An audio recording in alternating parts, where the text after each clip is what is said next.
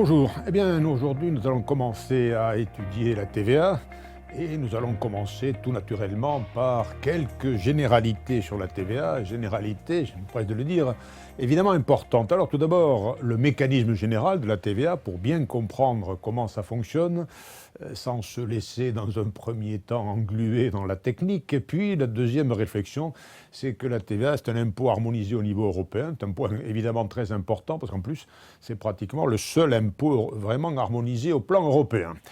Alors commençons donc par le mécanisme général. Alors avant d'entrer un tout petit peu dans ce détail de petit exemple que je vous ai proposé, rappelons en fonction de la précédente leçon, que la TVA c'est un impôt indirect et c'est un impôt sur la dépense. C'était un impôt indirect, à savoir, il n'est pas supporté par celui qui le paie, c'est le commerçant qui pour l'essentiel va payer la TVA, mais il répercute sur le consommateur. C'est un impôt sur la dépense, je vous le rappelle, c'est-à-dire c'est un impôt qui frappe le revenu qui est dépensé, c'est-à-dire en réalité, vous le savez, la TVA, on la paye quand on fait une transaction, par exemple, à l'occasion d'une vente. Alors, pour appliquer la TVA, je vous ai proposé un petit circuit économique simple, voyez-vous, avec un producteur, un grossiste, un détaillant, et puis le consommateur final.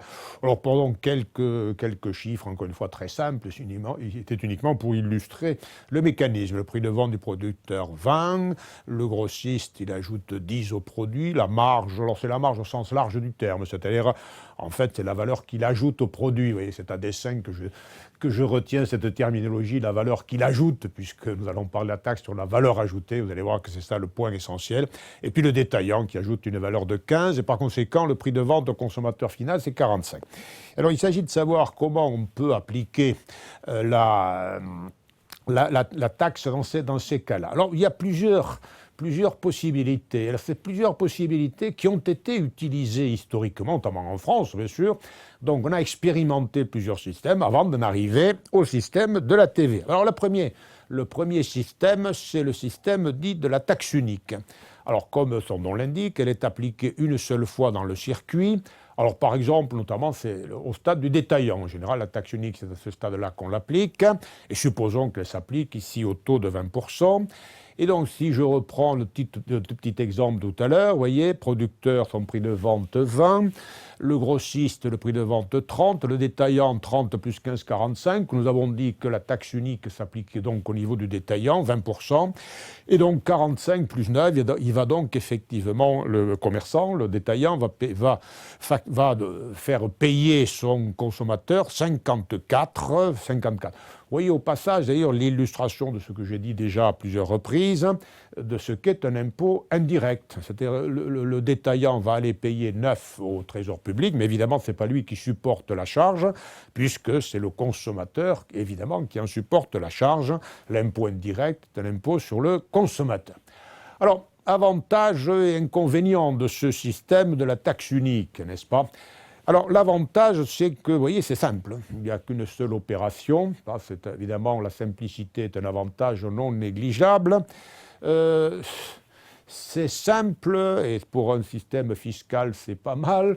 C'est peut-être aussi un peu simpliste, parce qu'il n'y en a qu'un seul qui paie, il n'y en a qu'un seul qui est soumis aux formalités, donc effectivement il peut être frustré, et il peut être tenté aussi, bien sûr, de frauder. Alors si lui fraude, comme c'est une taxe unique, vous voyez qu'il n'y a pas de compensation possible entre les fraudes. Donc un système simple, relativement favorable, puisqu'on applique une seule fois l'impôt.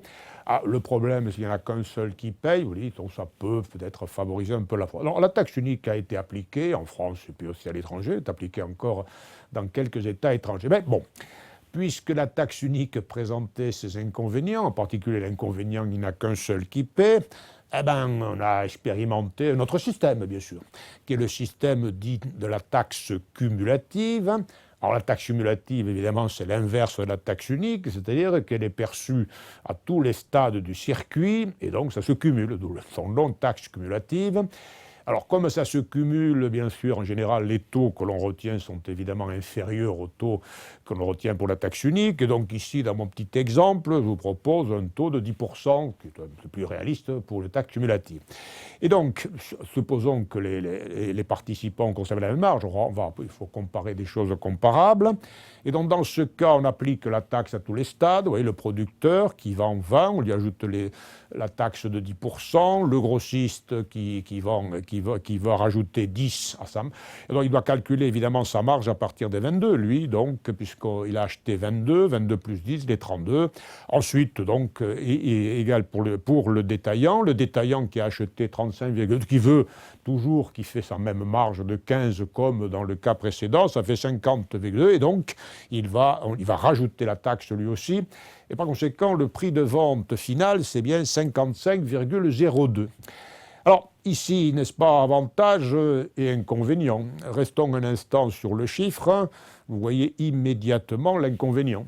L'inconvénient essentiel, c'est qu'avec un taux de moitié, 10% par rapport aux 20% tout à l'heure, le prix de vente final, évidemment, est plus élevé. Ben oui, ça c'est évident, c'est plus élevé, donc ça peut poser des problèmes sociaux, par exemple, ça peut faire augmenter les prix.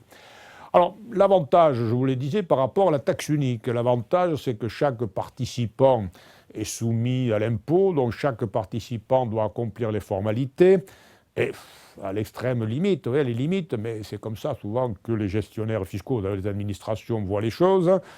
Les fraudes, s'il y a une fraude, l'autre ne fraudera pas. Vous voyez, ça peut se compenser, à la différence de la taxe unique, où quand l'un fraude, tout le circuit fraude. Donc, il y a des avantages, des inconvénients pour la taxe unique, il y a des avantages, des inconvénients pour la taxe cumulative.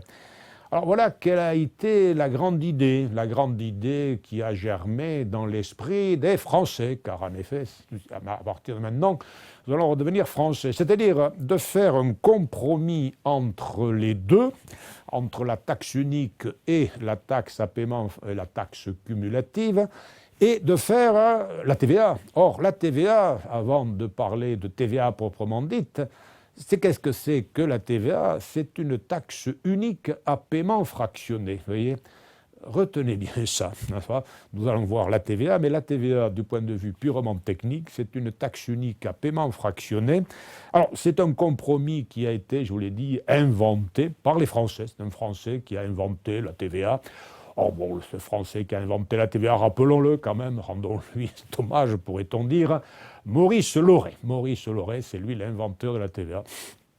J'ai eu le privilège de connaître Maurice Loret, mais il était très âgé et moi j'étais très jeune à l'époque. Alors, dans le système de la taxe unique à paiement fractionné, chacun des participants facture la taxe, donc il doit éventuellement la facturer pour le consommateur, mais ce qu'il doit payer au trésor public, c'est cette taxe facturée sous la déduction de la taxe qui lui a été facturée à lui. C'est-à-dire que chacun facture la taxe dans son circuit, donc calcule la taxe sur son prix, mais déduit la taxe qui lui a été facturée. Alors, revenons donc à notre exemple. Puisqu'il s'agit d'une taxe unique à paiement fractionné, il est logique de retenir le même taux, 20%. Alors, pour simplifier la présentation de l'exemple, on va supposer que le producteur n'a rien acheté. En pratique, il achète, mais ça ne modifie pas, si vous voulez, l'exemple, simplement, je simplifie un tout petit peu la présentation générale. Alors, allons-y. Maintenant, le producteur. Le producteur, puisque supposons qu'il n'a rien acheté, son prix de vente, c'est 20. La taxe est à 20%, ça fait donc 4. Il doit donc facturer 20 plus les 4 et il va aller payer au trésor public 4. Alors, ce qui correspond bien, vous voyez, à la valeur qu'il ajoute, puisqu'il ajoute 20 à la valeur, puisque nous avons supposé qu'il n'a rien acheté. Donc, il facture à son client, qui sera le grossiste, 20 plus les 4 de taxes. Vous voyez. Alors, passons maintenant au grossiste. Alors, le grossiste, lui, il va pouvoir déduire la taxe qui lui a été facturée par le producteur, c'est-à-dire il va pouvoir déduire les 4.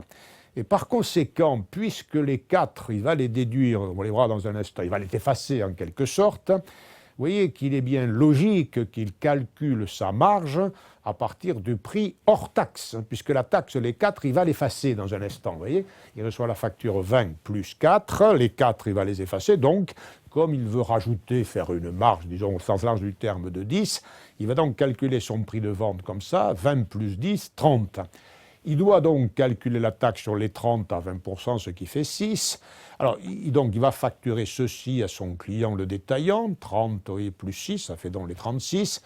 Et au Trésor public, ce qu'il va payer, c'est la taxe qu'il facture, c'est-à-dire les 6, moins la taxe que lui a facturée son fournisseur, c'est-à-dire le producteur. 6 moins 4, il va donc facturer 2, il va donc payer au Trésor public les 2, et ces 2 correspondent bien à 20% des 10, c'est-à-dire correspondent bien aux 20% de la valeur qu'il ajoute, d'où le terme d'ailleurs taxe sur la valeur ajoutée. Vous voyez. Donc voilà pour ce grossiste. Passons maintenant au suivant, c'est-à-dire le détaillant. Alors le détaillant, même, je reprends un petit peu le raisonnement pour bien faire comprendre. Le détaillant, on lui a facturé les 6. Alors les 6, il va les effacer, il va les déduire dans un instant. Donc il doit calculer sa marge à partir du prix hors taxe, c'est-à-dire à partir des 30.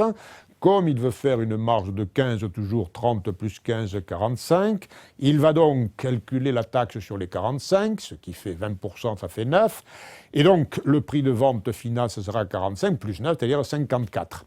Ce qu'il va payer au Trésor public, c'est la taxe qu'il a facturée, c'est-à-dire les 9, moins la taxe que lui a facturée à lui, son fournisseur, c'est-à-dire le grossiste, 9 moins 6, 3. Et alors, les 3, évidemment, vous voyez bien que ça correspond bien à 20% de 15, c'est-à-dire qu'effectivement, c'est bien 20% de la valeur qu'il a rajoutée, c'est-à-dire donc sur les 15. Conclusion de ceci. Le total de la taxe a été payé au Trésor public par l'ensemble des participants au circuit. Vous voyez, les 4 ont été payés par le producteur, les 2 par le grossiste, 3 par le détaillant, ça fait 9. Et le prix de vente final étant, je vous rappelle, 54. Donc, voyez bien qu'ici, on a les mêmes résultats que dans le cas de la taxe unique. Dans la taxe unique, souvenez-vous, le prix de vente final, c'était bien 54, et l'État avait bien encaissé les 9. Par conséquent, la TVA, retenons bien ça, parce que c'est important sur le plan de la politique fiscale, sur le plan de l'harmonisation européenne, etc. J'aurai l'occasion d'y revenir. Qu'est-ce que c'est que la TVA ? Techniquement, c'est une taxe unique, mais à paiement fractionné. Vous voyez ? C'est-à-dire que le résultat final, c'est le même que la taxe unique, sauf que, pour des raisons diverses et variées, on fait le paiement fractionné. Les raisons essentielles. Je vous l'ai dit au départ, l'inconvénient de la taxe unique, il n'y en a qu'un seul qui payait, il n'y en a qu'un seul qui faisait les formalités, et donc il y avait le risque qu'il fraude, etc. Donc là, au départ, je m'empresse de dire au départ, cet impôt apparaissait particulièrement intéressant, puisque chacun paie, chacun déduit, autrement dit, on pensait, n'est-ce pas, au départ, que la fraude serait difficile, puisque chacun payait et déduisait. Et donc c'était un peu la grande idée, notamment du promoteur de Maurice Lauré, dont je parlais tout à l'heure. Alors, ici, n'anticipons pas, mais sur le plan technique, on va étudier la TVA. Maintenant, les illusions qu'on se faisait sur le fait que la TVA soit moins fraudée, là, sont un peu dissipées, parce qu'on a fait des progrès en matière de fraude, je dirais. Mais enfin, retenez bien ça. Retenez ça pour bien comprendre le système de la TVA, vous voyez. Techniquement, la TVA, qu'est-ce que c'est ? C'est une taxe unique, mais à paiement fractionné. Voilà, c'est ça, c'est là qu'on le voit ici. Alors, cette TVA, donc, compte tenu de ceci, est un peu plus, évidemment, compliquée que la taxe unique et la taxe cumulative. Donc, retenons bien ça. C'est-à-dire que, donc, il y a 2 étapes dans la TVA, vous voyez. Il y a la première étape, ce qu'on appelle la TVA collectée, ou ce qu'on appelle la TVA brute aussi, vous trouverez les 2 expressions. Alors, c'est la TVA, c'est la taxe qui est calculée sur le prix par l'émetteur de la facture. Vous savez, l'émetteur de la facture, d'ailleurs, nous avons vu ici dans mon petit exemple, le producteur, le grossiste, le détaillant, vous voyez, il multiplie la base, c'est-à-dire le prix pour l'essentiel, il les multiplie par le taux applicable, ça c'est la première étape.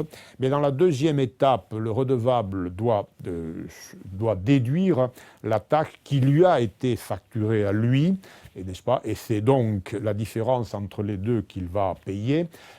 Donc il y a deux étapes, la TVA collectée, puis la déduction, les déductions. Alors évidemment, le mécanisme des deux étapes se fait, le calcul se fait globalement, on ne le fait pas cas par cas, vous voyez.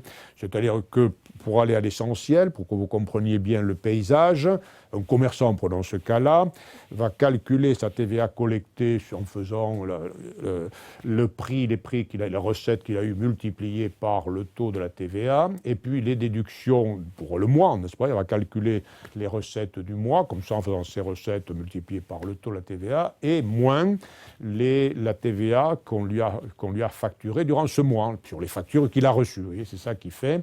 Il a d'un côté les factures qu'il envoie, le cas échéant, et dans ce cas-là, c'est la TVA collectée, moins la TVA qui figure sur les factures qu'on lui a envoyées à lui durant le mois. En principe, c'est le mois. On doit voir qu'il y a quelques cas un peu particuliers, mais en principe, on fait ça mensuellement. C'est le cas le plus fréquent en la matière.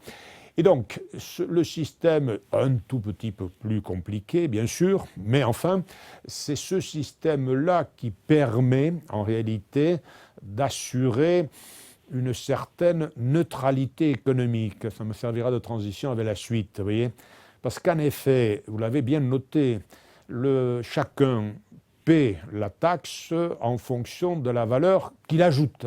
C'est-à-dire, c'est donc économiquement neutre.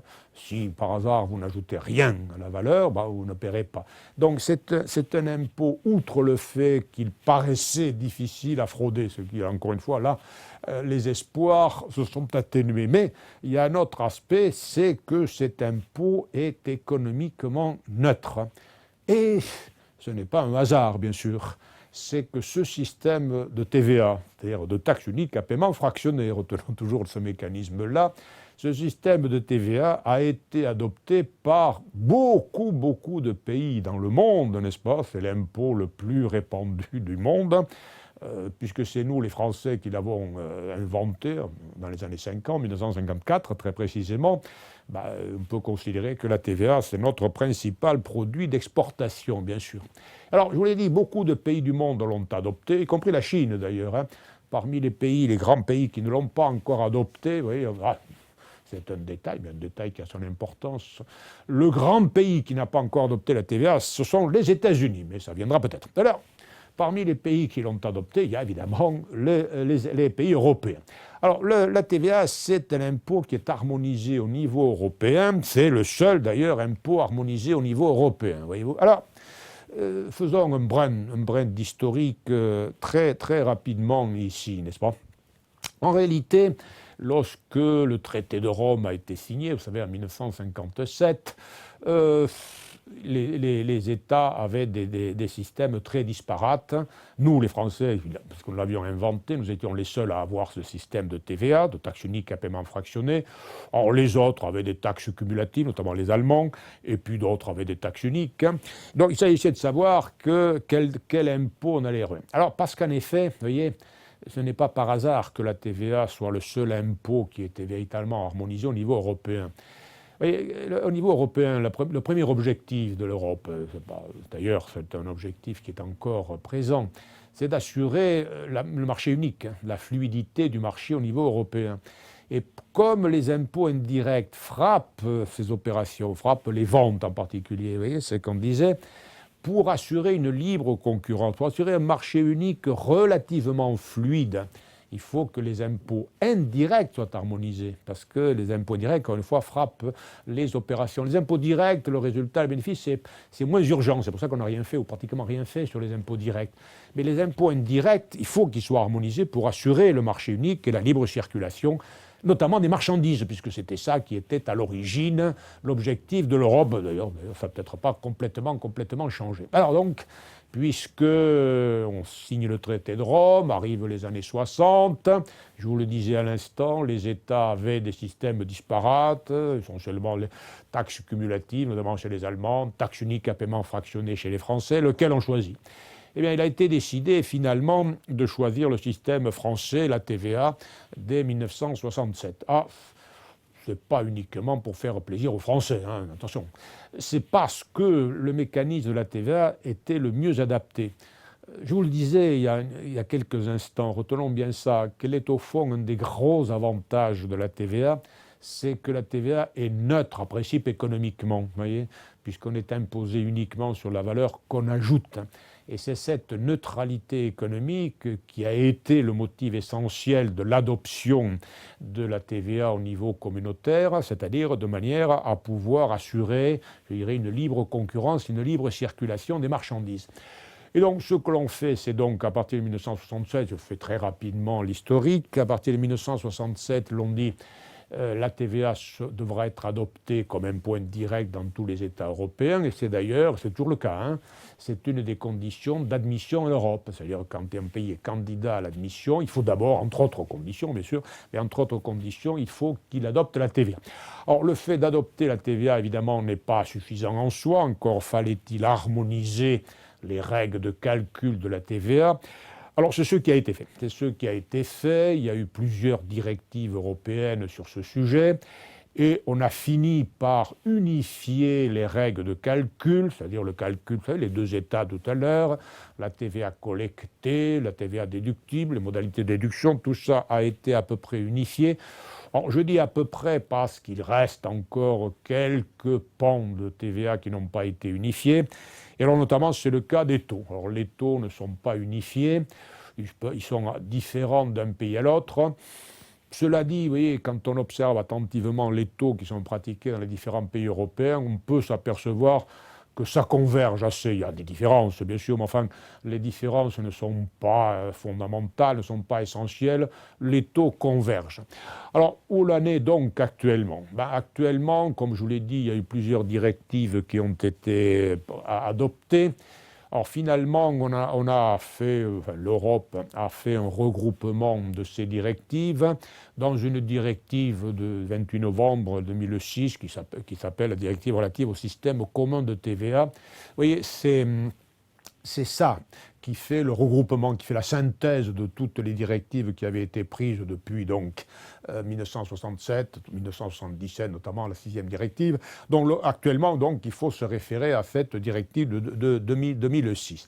Alors c'est un point important, et j'aurai l'occasion évidemment d'y revenir à plusieurs reprises, c'est que les législations des États membres, de tous les États membres, doivent être conformes à cette directive. Du point de vue de la TVA, vous voyez, ils adoptent la TVA. Autrement dit, la TVA dans les États européens, c'est la même partout. Attention, ce n'est pas un impôt européen. Hein. Souvent, on dit la TVA, c'est l'impôt européen. Non, soyons précis, n'est-ce pas?